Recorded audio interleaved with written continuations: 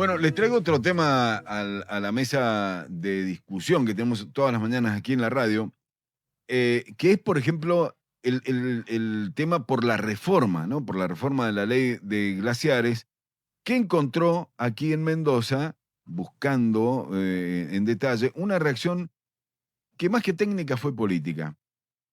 Y tomo el caso de Ulpiano Suárez, que en algún momento hablaremos con él, donde expresó su malestar, no por la reforma de la ley de glaciares, sino por la rapidez, por la velocidad del tratamiento, y advirtió, hablando con otra radio el viernes pasado en Radio Mitre, que él va a garantizar,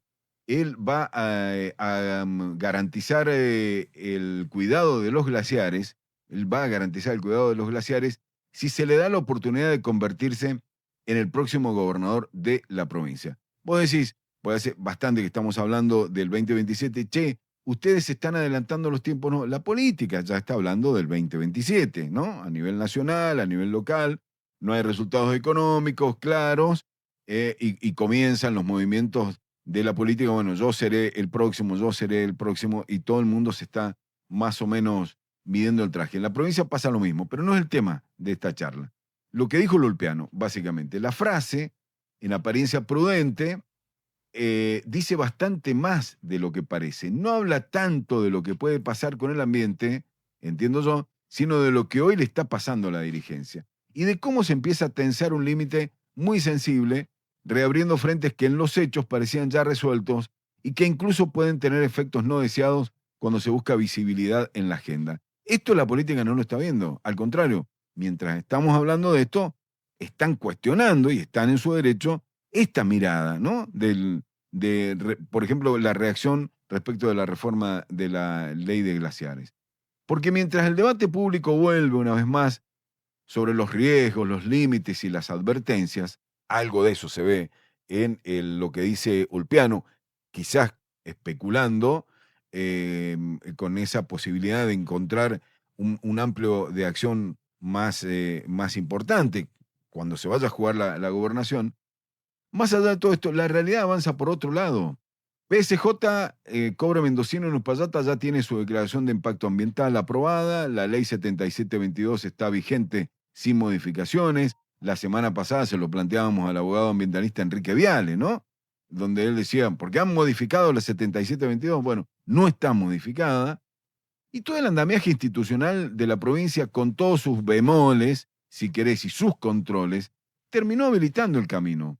Es decir, la minería con condiciones ya está en marcha, ya está en marcha. Sin embargo, se vuelve otra vez sobre lo mismo. Ahí aparece la primera tensión. Lo que en los hechos empieza a consolidarse, en el discurso todavía se administra con esta cautela que a veces es extrema.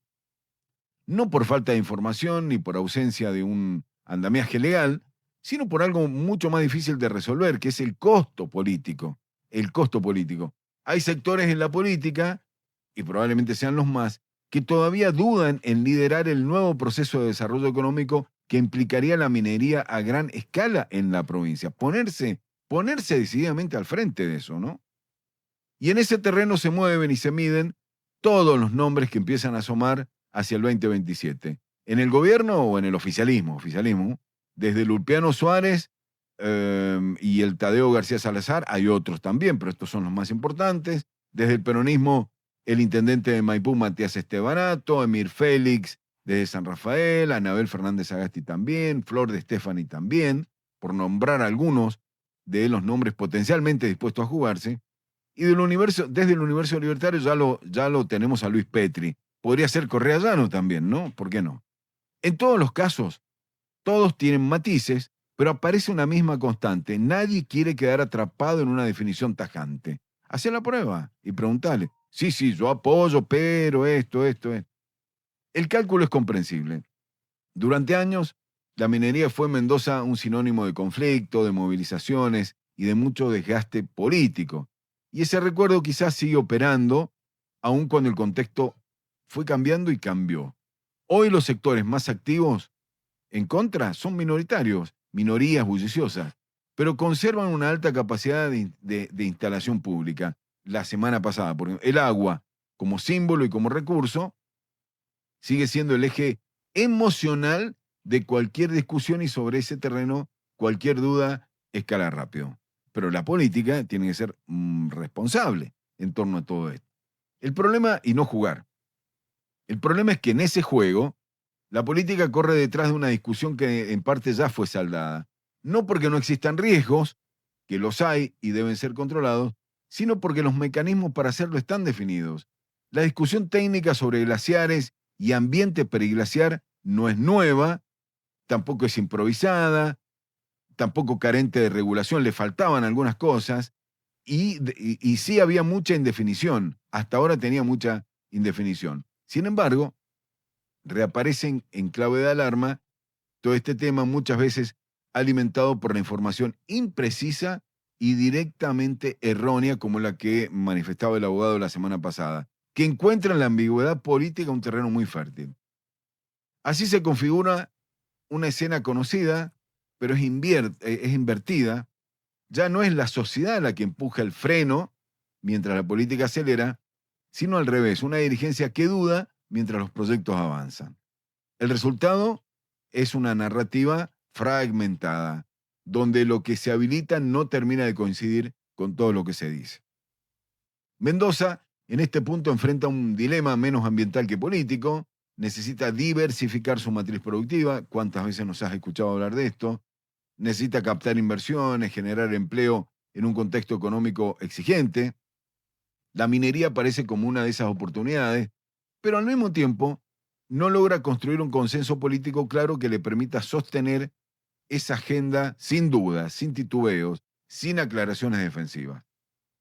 La reforma de la ley de glaciares funciona en ese sentido como un disparador. No tanto por su contenido específico, sino por lo que revela. ¿Y qué revela? Una dirigencia que todavía actúa como si el conflicto fuera el de hace 15 años, cuando las condiciones ya no son las mismas.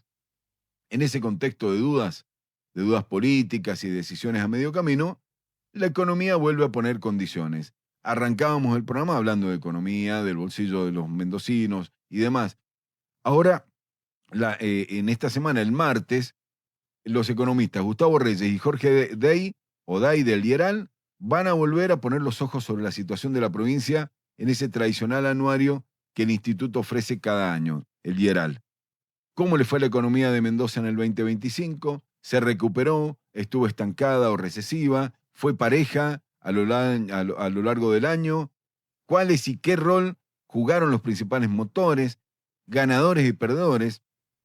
De eso hablarán mañana martes sobre el 2025. Pero lo importante será lo que aventuren sobre lo que viene.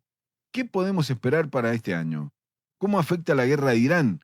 La guerra allá en Irán a la economía en Medio Oriente. ¿Qué podemos prever en materia de actividad, inflación y dólar? ¿Cuáles son los sectores con mejores y peores perspectivas? Bueno, todo eso lo sabremos en breve nada más. Interrogantes que no solo describen la coyuntura, sino que exponen un problema mucho más profundo. Mendoza discute cómo crecer, pero todavía su dirigencia no termina de decidir desde dónde hacerlo. Y en ese desfasaje, en ese desacople entre diagnóstico y acción, el riesgo ya no es solo productivo, es claramente político otra vez.